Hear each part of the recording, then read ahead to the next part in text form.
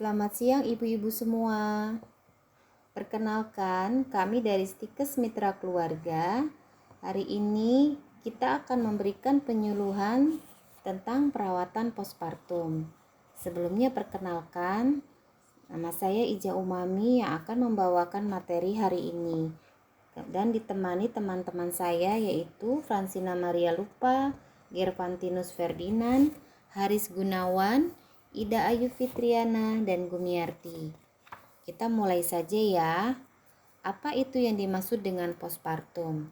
Postpartum atau dikenal dengan masa nifas adalah masa dimulai setelah kelahiran plasenta dan berakhir ketika alat kandungan kembali semula atau seperti sebelum hamil yang berlangsung selama 6 minggu atau 42 hari.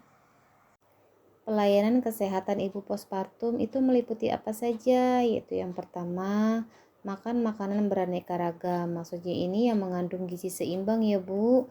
Di antaranya karbohidrat seperti nasi, jagung, singkong. Kemudian bisa juga ditambahkan vitamin, protein, dan mineral. Bisa kita temukan pada sayur-sayuran, buah-buahan. Kemudian lauk pauk di sini bisa tahu tempe, kacang-kacangan, telur, daging. Banyak minum air putih dan boleh juga ditambah susu. Kemudian istirahat yang cukup. Istirahat yang cukup di sini sangat penting ya Bu, supaya kesehatan ibu tetap terjaga, dan juga ini butuh kerjasama dengan suami ya, menjaga bayinya secara bergantian. Kemudian bersama dengan suami lakukan komunikasi yang baik. Maksudnya di sini butuh saling pengertian ya untuk menjaga bayi, jadi bukan kerjasama yang baik. Setelah itu menjaga kebersihan diri dari lingkungan seperti mandi, termasuk kebersihan payudara dan daerah kemaluan. Cuci tangan dengan menggunakan air sabun sebelum beraktivitas. Setelah itu periksa kesehatan selama nifas secara teratur ke dokter. Jika ada keluhan atau kelainan atau sakit, segera mencari pertolongan ke rumah sakit. Maksudnya di sini setelah melahirkan kan kita kontrol tuh 3 hari. Nah di situ akan dipantau tuh sama dokter, akan dilihat apakah ibu ada keluhan seperti dari luka jahitan ataupun keluhan yang lain.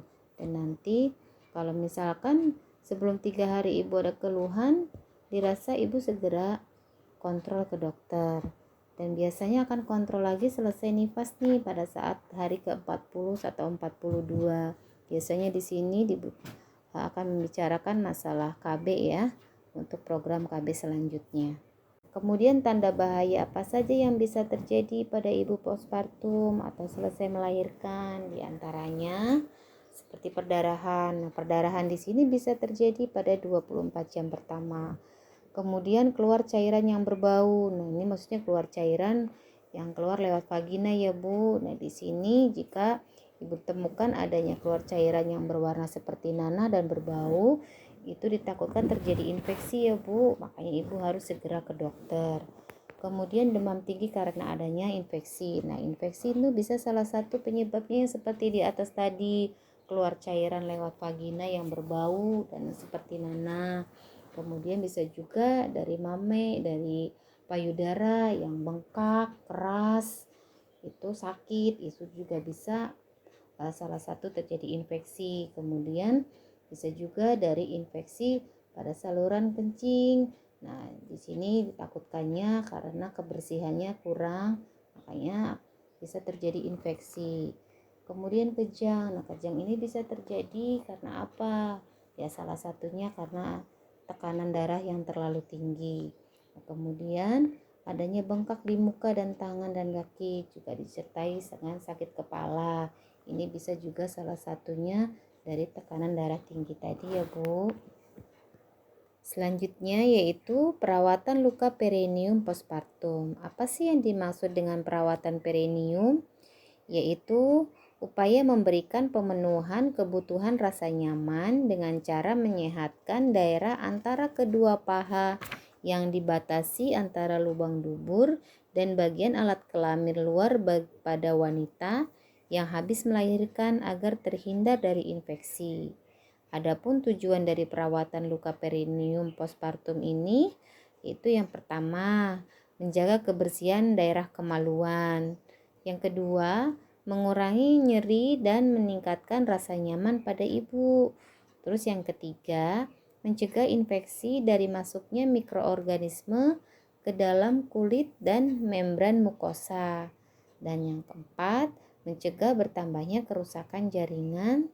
Dan kemudian selanjutnya mempercepat penyembuhan dan mencegah terjadinya perdarahan. Nah, sekarang saya akan menjelaskan nih bagaimana cara atau teknik perawatan perineum. Yaitu yang pertama, membersihkan vagina dan bagian perineum setelah buang air besar maupun setelah buang air kecil menggunakan air hangat.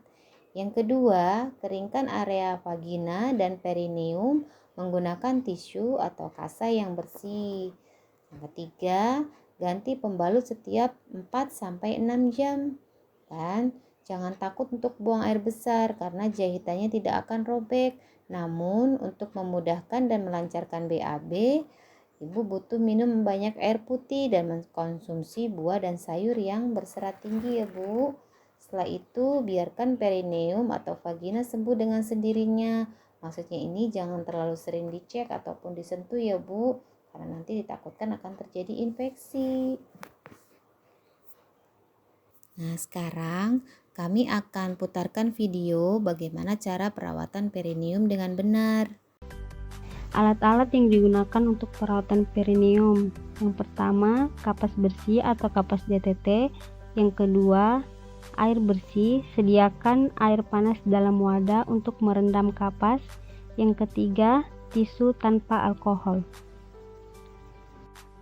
Selanjutnya, langkah-langkah perawatan perineum di rumah. Yang pertama, persiapkan alat. Yang kedua, ambil kapas yang sudah direndam dengan air panas, lalu didiamkan hingga dingin.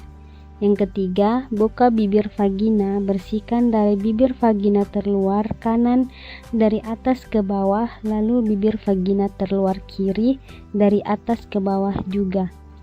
Kemudian bibir vagina kecil kanan, lalu yang kiri, dari arah atas ke bawah, dan selanjutnya bagian tengah sampai ke daerah anus. Yang terakhir, basuh dengan air, kemudian keringkan dengan tisu. Baik ibu-ibu semua, itu tadi adalah cara perawatan perineum saat di rumah. Nah, sekarang saya akan putarkan video bagaimana cara suster melakukan perawatan perineum saat ibu masih dirawat di rumah sakit. Nah, tekniknya atau caranya sama ya. Nanti ini ibu bisa praktekkan saat ibu di rumah melakukan perawatan perineum sendiri ya. Nah, sekarang kita lihat videonya ya. Yang pertama, kita siapkan alat terlebih dahulu. Alat yang pertama adalah bak instrumen yang berisi kasa steril. Kemudian handscoon steril, handscoon tidak steril. Kemudian kom berisi kapas dan air DTT, betadine, perlak, handuk mandi, kemudian celana dalam dan softex, kemudian celemek, nirbeken, kemudian kita siapkan juga ispot, botol cebok, dan larutan klorin 0,5%.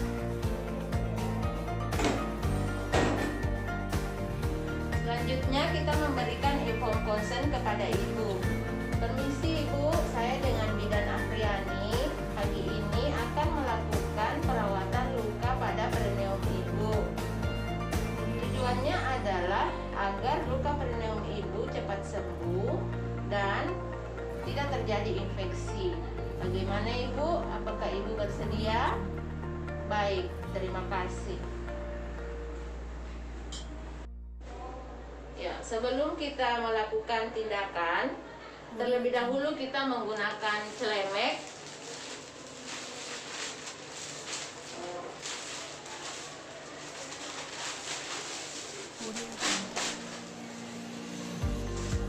Kemudian kita mencuci tangan di bawah air mengalir.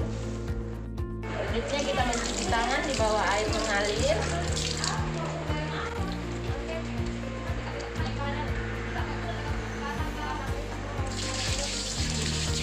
Ya, kemudian kita keringkan dengan menggunakan handuk bersih atau tisu. Selanjutnya kita menggunakan sarung tangan yang tidak steril karena akan membantu ibu untuk BAB atau BAK. Kemudian kita mengganti selimut ibu dengan handuk mandi.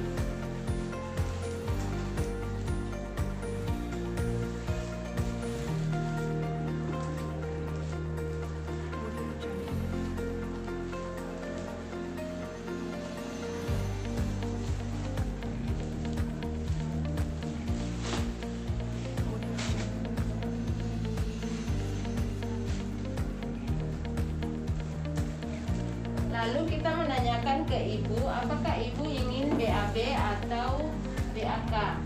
Misi ibu, ibu akan buang air besar atau buang air kecil? Oh, buang air kecil, baik. Ya, setelah itu kita posisikan ibu dengan posisi dorsal recumbens. Ya, dengan menekuk kedua kaki, kemudian kita pasang perlak di bawah bokong ibu. Permisi ibu ya. Kita angkat sedikit pantatnya. Permisi.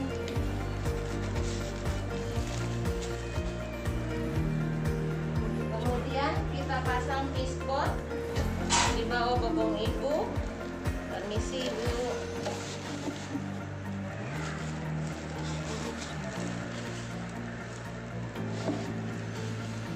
Setelah itu kita persilahkan ibunya untuk buang air kecil. Silakan ya bu, sudah bisa buang air kecil. Oke, sudah. Ya, setelah itu kita kuyur daerah vulva dengan menggunakan botol cebok.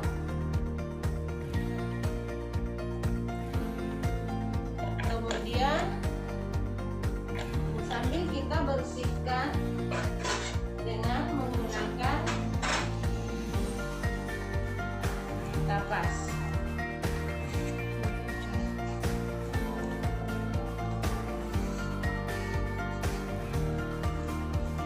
Nah, setelah itu, ini bu ya, saya angkat dulu ini spotnya.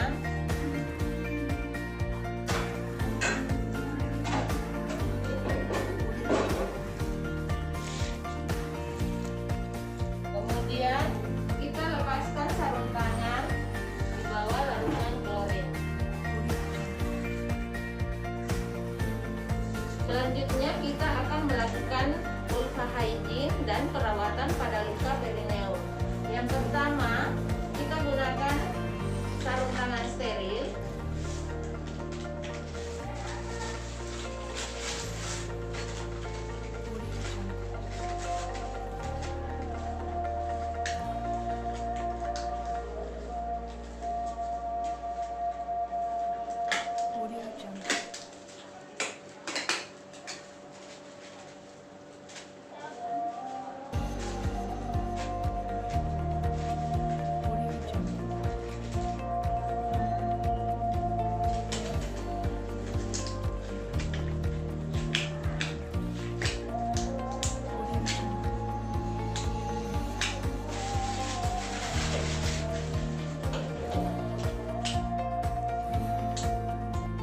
Kemudian kita dekatkan alat yang akan kita gunakan dekat dengan pasien. Kemudian kita menggunakan sarung tangan. Ya, selanjutnya kita lakukan vulva hygiene dengan menggunakan kapas dan air DTT. Yang pertama, tangan kiri membuka, kemudian tangan kanan membersihkan labia mayora dengan satu arah, kemudian Kemudian kapas berikutnya untuk membersihkan labia minora yang terdekat dari kita atau di bagian kanan. Kemudian labia minora kiri, labia minora kanan, dan terakhir itu dari vestibulum ke bawah perineum sampai dengan anus. Nah, selanjutnya kita lakukan perawatan pada luka perineum dengan menggunakan kasa yang diberi betadine. Ya, kita bersihkan atau kompres pada daerah luka. Nah, setelah itu kita pasang pembalut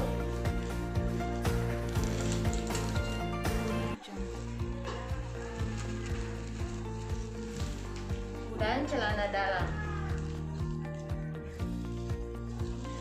Isi Bu ya.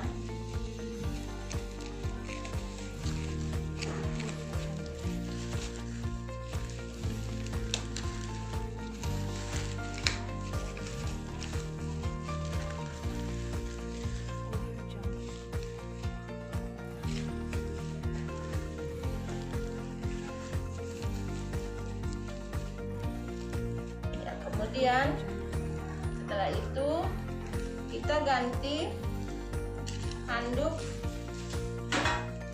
mandi dengan handuk atau selimut yang bersih. Isi Bu, ganti dulu ya.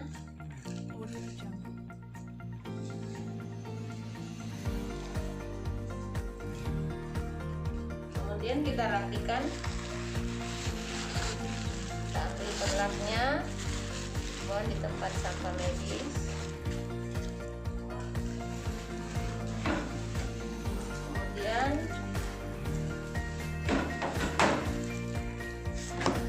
kita luruskan kembali posisi, kita perbaiki kembali posisi ibunya. Ya, ibu bisa beristirahat. Ya, kemudian kita buka sarung tangan, bawa larutan klorin. Baik ibu-ibu, demikian penyuluhan kesehatan tentang perawatan perineum untuk ibu setelah melahirkan. Terima kasih atas waktunya. Selamat siang.